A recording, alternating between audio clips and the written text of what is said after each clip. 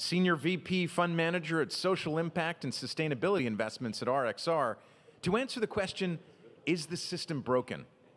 For our virtual attendees, please go back to the main agenda and select this session to join in. For those of you here at the Time Center, sit tight. Eric will be on stage in a moment.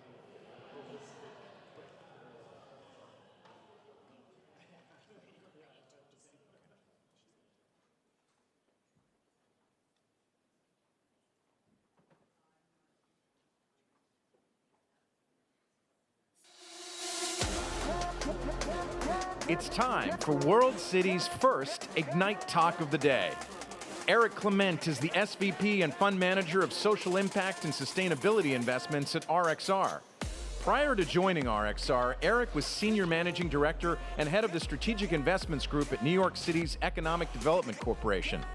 When the system in place to incentivize and reward development is broken, Eric Clement believes it's time to rewrite the values and redefine outcomes. Please give a warm welcome to Eric.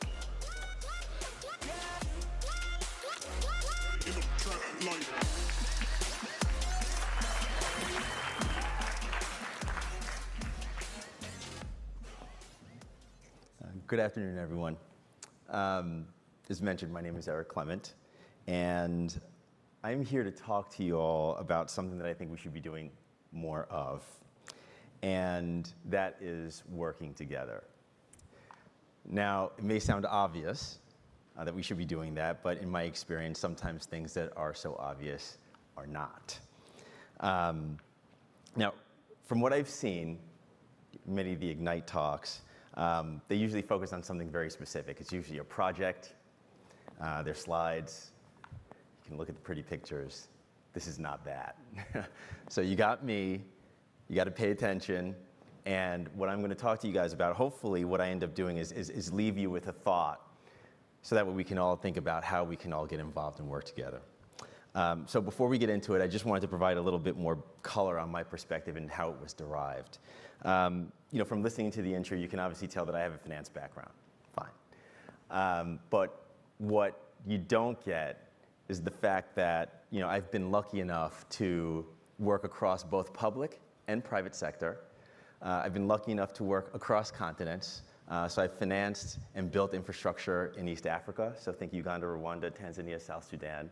I've worked in the US in investment banking. I ran a direct investment group for New York City, and now I'm back in private equity, right? So I feel like I've seen a decent amount of things. And I've seen what works on and what doesn't work, quite frankly, on both sides. And one thing, it's interesting. Once you're in the city, it's like you can never get out. I'm actually on the board of the Economic Development Corporation now. Eric Adams, our current mayor, had asked me to serve on that board because impact investing is now a big thing, and we got to figure out, the city's got to figure out how to invest directly with more of our private sector partners. So that's one of the things the city is really concentrating on, and I'll get into some instances in which we're doing that.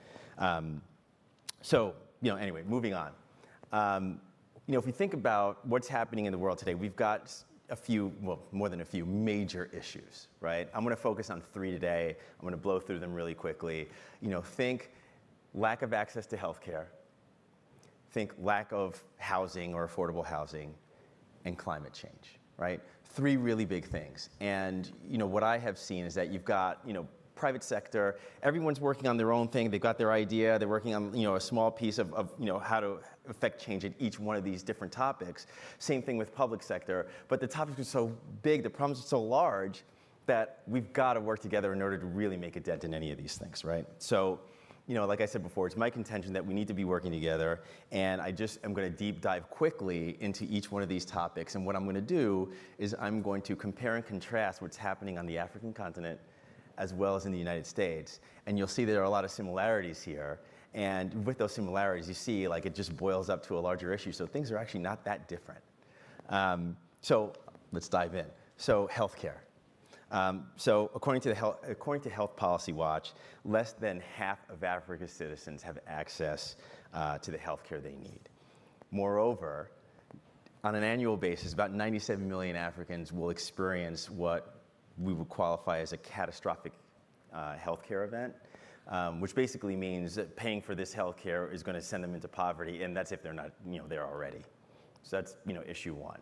On the supply side, about 2% of the supplies that are needed on the continent are produced on the continent. So everything is imported.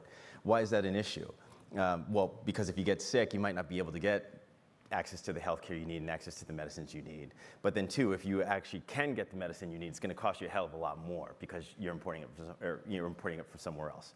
So it's not a good look, right? That said, it's not like everything is bad on the continent. It's not. There have been a significant amount of strides that have taken place. If we think about life expectancy on the continent now is 64, which is a huge leap from where we were in 2000, which seems like a long time ago, but I remember it like it was yesterday. In the year 2000, life expectancy on the continent was age 50. So we've made significant strides in 23 years. So that's really good. And that's primarily related to the advances that we have made as it relates to treating malaria, right? So that's where we're at. Now, if we contrast to the U.S., well, actually, before we get to the U.S., I forgot one thing. So all of this is exacerbated by the infrastructure financing gap that also exists in Africa, right? So it's not just about having access to the healthcare and access to the medicines, but then you got to get it to the places it needs to go. And African Development Bank currently estimates that the infrastructure financing gap on the continent is about 170 billion a year, and that's to not only finance new infrastructure but also rebuild existing infrastructure. So we've got a lot of dynamics at play, and that in of itself is a separate conversation because infrastructure is a big deal, but you see how it's all intertwined. So if we now compare and contrast to the US, life expectancy is 76 years in the US, right? Significantly better than what it is on the continent. But what you probably don't know is that life expectancy has actually decreased in the last couple of years. Now, some would argue, is it COVID? Maybe it is, maybe it's not, I don't know. But what I can tell you is that a big part of it is probably the cost of healthcare in this country, which is staggering. In the US, the Commonwealth Fund estimates that we spend about 18% of our GDP on healthcare, which is twice as much as the average OECD country, and it's 4 times as much as Japan, South Korea, and New Zealand. I mean, it's absolutely insane how much we spend on healthcare on an annual basis. The US is also the only high-income country to not guarantee healthcare, so that's why we shouldn't be surprised when I tell you about stats like 9% of the population doesn't have access to healthcare. 9% doesn't seem like a big number, but the United States is a really big country, so that 9% actually equates to something like 35 million people, so that's kind of a lot. And you also shouldn't be surprised when I tell you that our life expectancy is actually 3 years less than the average OECD country, and infant mortality and maternal mortality in the US is more than the average OECD country. So it's not a good look for us. And that's just healthcare. So now let's move on, and I'm blowing through this. Wow, I have like 2.5 minutes left. I'm going to skip a lot. So lack of quality housing. In Africa, the housing deficit spares few countries. Lack of adequate housing is 16 million people in Nigeria lack quality housing. South Africa's housing shortage is approximately 3.7 million units. Ghana's is 1.7 million units. I mean, this is all really big. Contrasting that to the United States, and Scott, my CEO, I just talked about this, housing is an issue here for a number of reasons. Depending on what publication you read, we're anywhere from 6.5 to 7 million housing units short in this country. So there is a supply-demand imbalance that exists. That supply-demand imbalance has led to the significant increase in housing prices across the country, which is why more than half of the people in the United States can't afford to buy a home. And for many immigrants like myself and my family, I mean, like buying a house was like the American dream, white picket fence, whole deal. Like that is out of people's minds now for the most part. And this is before the significant rise in interest rates that we've been dealing with over the last year and a half. When you factor that in, now that number actually goes up closer to 70%, which is why most people are renting. And when you think about the renting situation in the United States, it's actually not much better there either, right? it used to be a few years ago, if you spent somewhere between 25% of your income on rent, that was considered pretty good. That's now gone up to 30%.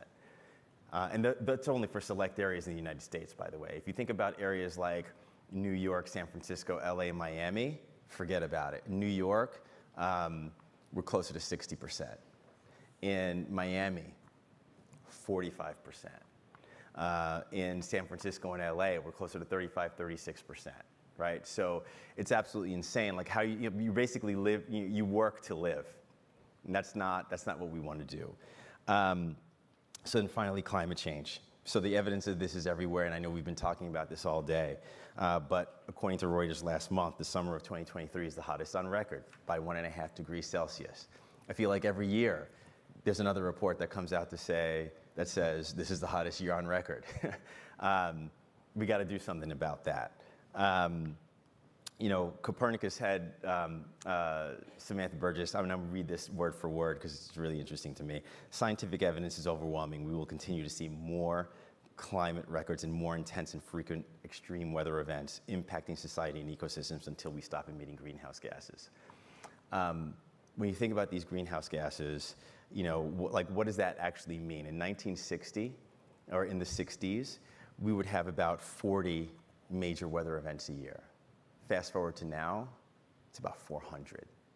And of those 400, 70% of those are, floods or hurricanes or something of that nature, which is directly correlated to the increase in temperatures, which is directly correlated to the emitting of greenhouse gases.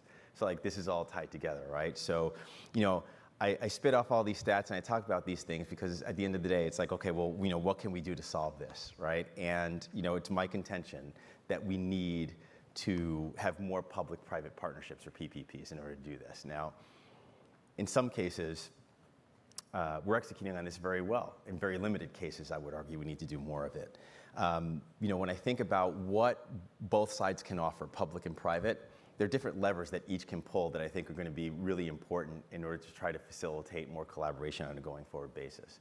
So on the public side, legislative tools, right? Major rezonings. We've done this in New York, most recently with our Science Park and Research Campus, SPARC. Scott had mentioned we did this down in the World Trade Center. We've also done it in Hudson Yards. These are legislative tools that only government can pull. Real estate. In some cases, municipalities may have city-owned assets. To the extent that you have land that you can put to work, you can collaborate with private sector to try and make a better use of that land. And then finally, there's public capital. I mentioned I ran the Strategic Investments Group. There are a number of levers that in New York City we can pull, whether that's direct capital investment to co-invest alongside our private capital partners, but we also have tax incentives that we can bring to bear, as well as tax-exempt bond financing. Not all municipalities will have access to all of it, but to the extent you have access to some, use it. On the private side, there's specific industry expertise, speed to market, obviously, and access to private capital. Right? To the extent that we can bring all of this to bear, there's a lot that we can do. And to give you some examples of where it's worked, large infrastructure. At RXR, we're building out JFK Terminal 6 and Terminal 7. It's a public-private partnership with the City of New York and the Port Authority of New York and New Jersey. We're building a 10-gate, 1.2 million square feet, world-class terminal. What I think is also really cool about it is that we have a 30% MWBE target for that particular project. For those that don't know what MWBE means, that's Women in Minority Business Enterprise. So that way, we have all types of groups that get involved and get a piece of the action as it relates to building out that particular project. So that's really cool. If I think about all the things that we did, for COVID-19, my group, in collaboration with Goldman Sachs, had put together a $50 million hospital loan fund. For that particular loan fund, you can, if you remember, New York City, at least in the beginning, was the only red dot on the whole map of the United States. And we were trying to figure out, what's going on. And, we had to buy additional PPE. We had overtime for, all hospital workers, and there wasn't enough money to go around. We had some legislative hurdles that prevented the city from paying these costs ourselves. So collaborating with our private sector partners allowed us to get that money out the door, and, we were able to save our hospitals. Also on the small business front, my group was able to collaborate with Steve Cohen and the New York Mets to construct a $15 million grant program where we had saved hundreds of businesses in the Queens area that literally, if it wasn't for that grant of $25,000, they would have gone out of business. We wouldn't have those jobs today. So these are some things like you can turn around, partner with private sector, quick reaction, and save a lot of lives, which is great. Then finally, climate change. If I think about what's happening at the Brooklyn Army Terminal right now, we were talking about this, at one of our board meetings at EDC. The city's putting together a climate change incubator. The city is going to look for partners to help finance that climate change incubator, to bring companies to New York, to test out, new technologies. Like, this is something we all need to look into. We have structured a public-private partnership with Equinor to bring the offshore wind industry to New York City, and then create all those jobs up and down the value chain throughout the offshore wind industry. And then, finally, from a legislative standpoint, as it relates to climate change, and this can be a little controversial, but, in New York City, we've passed what's called Local Law 97, where the goal is to reduce greenhouse gas emissions throughout 2050. The law's not perfect. There's some things that need to be amended, but it's made private sector pay attention, and we are doing what we can to reduce greenhouse gas emissions in our buildings, right? So these are all, examples of what we can do to try to facilitate change. So, finally, and this is my last thing because I'm over time. I didn't mention this before, but I'm also an associate fellow at Oxford, and I teach private equity real estate, and I teach impact investing. And one question that I always get in my impact investing course from my students is, I am very passionate about name your issue, climate change. What can I do to get involved? I don't have a finance skill set. Like, can I really help? Short answer is yes. The reason I gave all these examples are because not everyone that I deal with on a day-to-day basis has a finance skill set, and quite frankly, you don't need one. And if there's one thing that I definitely wanted to get across in this talk, is that no one person, no one company, no one industry is going to help solve all of these issues, right? So we got to be able to work together. We got to figure this out. So my question to everybody is going to be, how are you going to get involved? Let's figure that out. Thank you very much. World City, thank you. Have a great day.